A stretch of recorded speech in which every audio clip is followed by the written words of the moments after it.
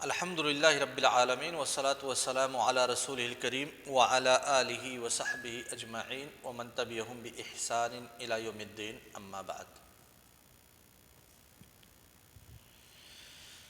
اصول فقہ کے آج کے درس میں انشاءاللہ نسخ پر گفتگو ہوگی، اور نسخ کی جو بحث ہے یہ آپ کئی مرتبہ سن چکے ہوں گے۔ یہ آیت ناسخ ہے، وہ آیت منسوخ ہے، یہ حکم منسوخ ہے، یہ حکم ناسخ ہے، اور مصطلح الحدیث میں بھی آپ نسخ کی بحث پڑھ چکے ہوں گے۔ لیکن علماء اصول فقہ جب نسخ پر گفتگو کرتے ہیں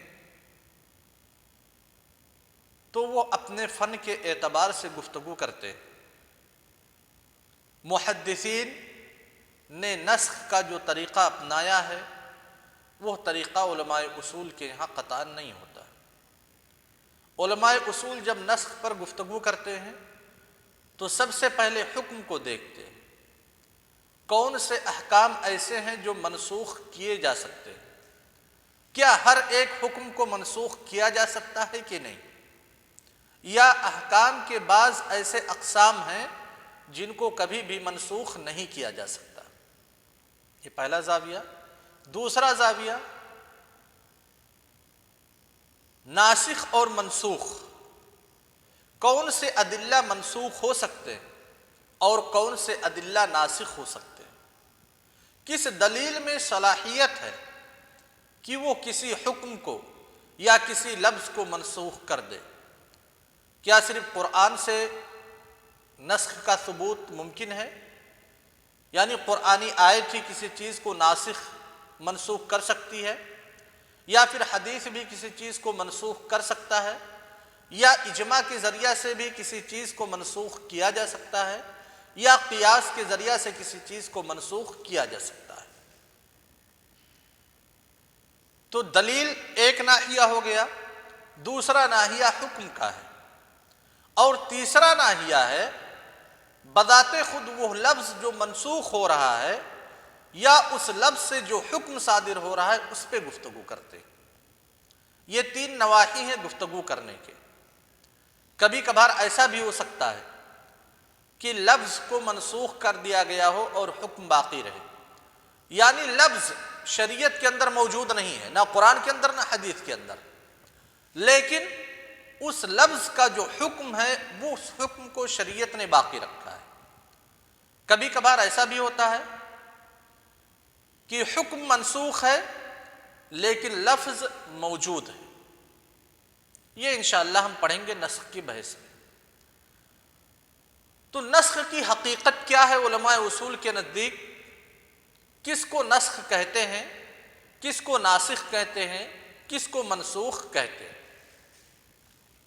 نسخ کی تعریف کرتے ہوئے علامہ ابن عثیمین رحمہ اللہ اپنی کتاب میں کہتے ہیں النسخ لغتاً الازالۃ والنقل، کہ نسخ کا اطلاق لغت میں دو معنی پہ ہوتا ہے۔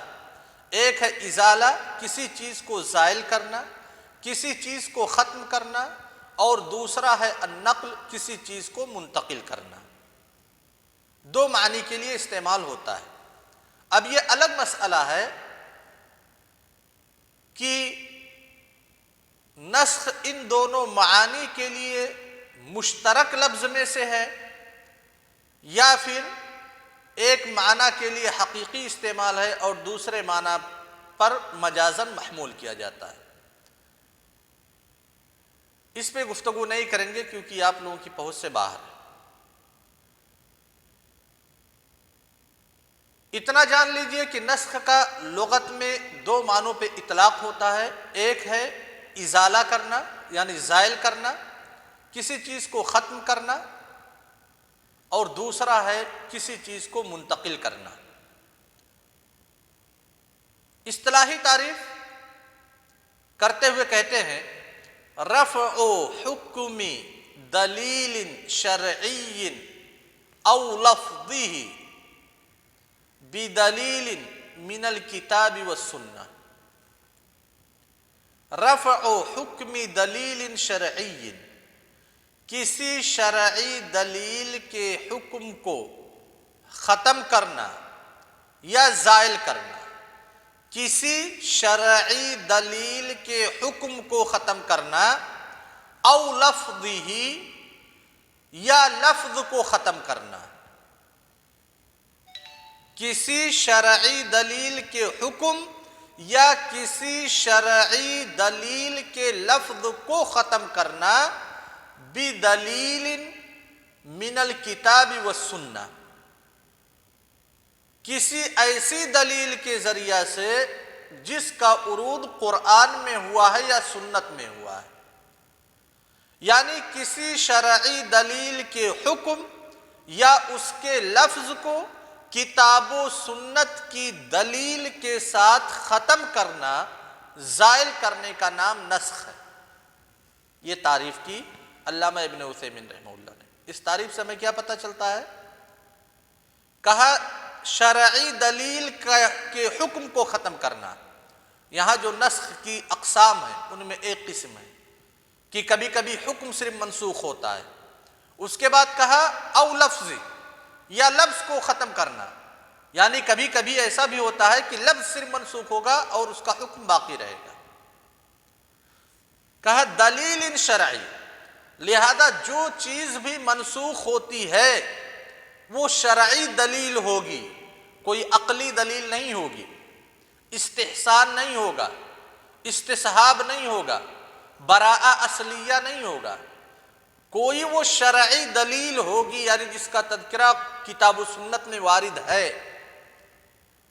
اگر کوئی چیز ایسے عقلاً مباح مانی جا رہی ہو کہ یہ چیز مباح ہے، عقلاً شریعت نے اس کو مباح نہیں قرار دیا ہے، جیسے جو بھی نفع والی چیز ہے، جو بھی فائدہ مند ہے ہمارے لیے، وہ ہمارے لیے استعمال کرنا مباح ہے۔ مثال کے طور پہ یہ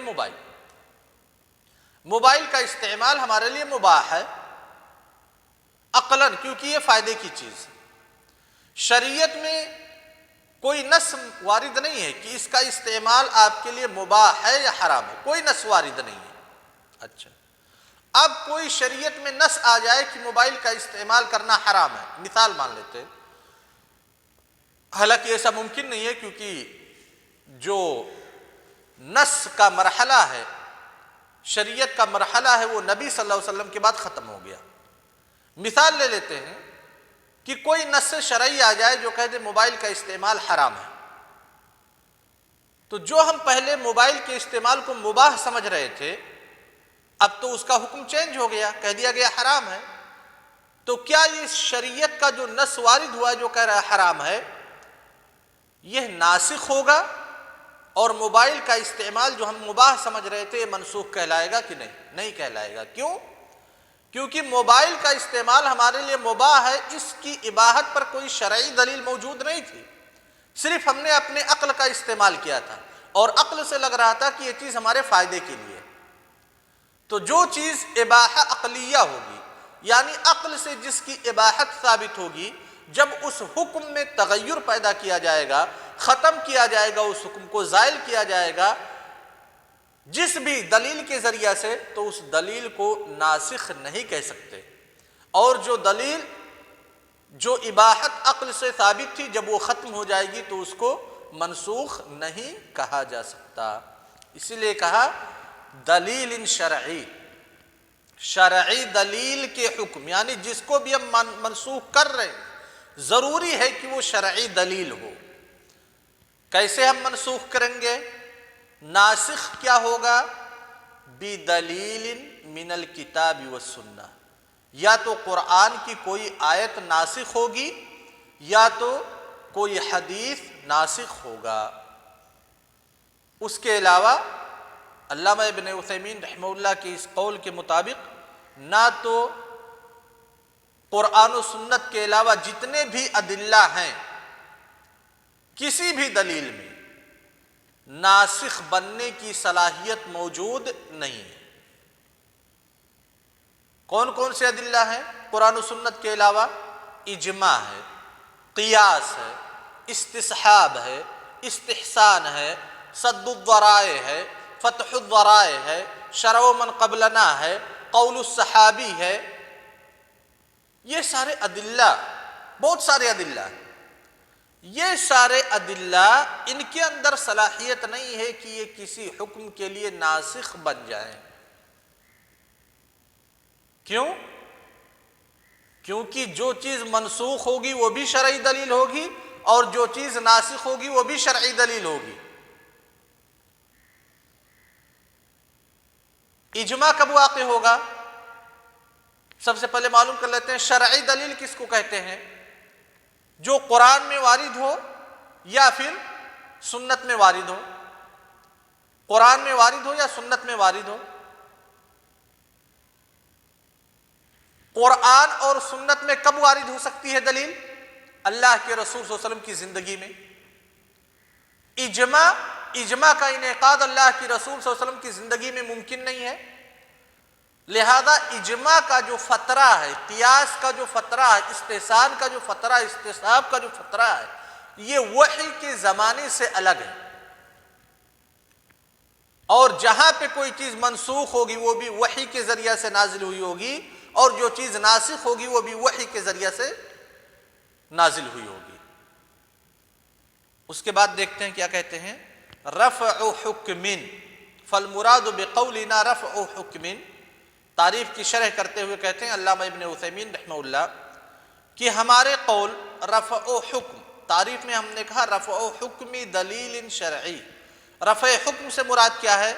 تغییرہ من ایجاب الی اباحہ، کہ حکم کو تبدیل کرنا ہے. تغییرہ ای تغییر الحکم. رفع حکم سے مراد کیا ہے؟ حکم کو تغییر کرنا ہے، حکم کو بدلنا ہے.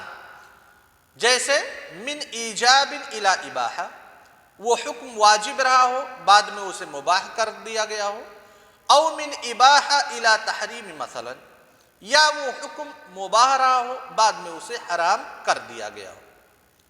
فخرج بقولنا تخلف الحکم لفوات شرط او وجود مانع. لہذا ہم نے جو تعریف میں قید لگائی رفع حکم، اس کی قید سے کون سی چیز نکل جائے گی؟ اس کی وجہ سے شرط کے نہ پائے جانے یا کوئی مانع پائے جانے کی وجہ سے اگر حکم زائل ہو رہا ہے، حکم ختم ہو رہا ہے، تو وہ چیز خارج ہو جائے گی. حکم میں تغیر واقع ہو سکتا ہے، شرط اگر نہ پایا جائے تو مشروط نہیں پایا جائے گا، یا پھر کوئی مانع پایا جائے تو حکم نہیں پایا جائے گا. تو مانع کی موجودگی میں حکم کا تغیر ہونا یا پھر شرط کے فقدان کے سبب حکم کا تغیر ہو جانا، اس تغیر کو نسخ نہیں کہیں گے. اس کے بعد مثال دی. مثال کے طور پر نصاب کے کم ہو جانے کی وجہ سے زکوٰۃ کا وجوب ختم ہو جاتا ہے. نصاب کے کم ہو جانے کی وجہ سے زکوٰۃ کا وجوب ختم ہو جاتا ہے.